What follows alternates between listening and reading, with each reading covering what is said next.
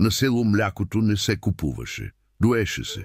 Сутрин, преди слънцето да прогори гърба, овцете блеят, дядо седи ниско, а баба с котлето чака с тихо търпение.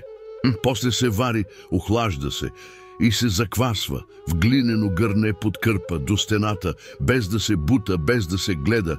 Млякото иска покой, като човек, който зрее отвътре. На другия ден гъсто, бяло, мирише на живот. Като сняг, който си роден да ядеш с лъжица. Идва медът, течен, лепкав, слънчев, не от буркан с етикет, от буркан с капак, който залепва и винаги е омазан. Пуска се с лъжица, не за сладост, за душа. После орехите, счукани, но не на прах, да хрупат, да напомнят, че животът има зъб, чисти, горчиви, ароматни, като детството с люспи и ръце, които миришат на черупки. Слагаш всичко в дълбока купа, не в стъклена чашка, не за снимка, а за лъжица и мълчание.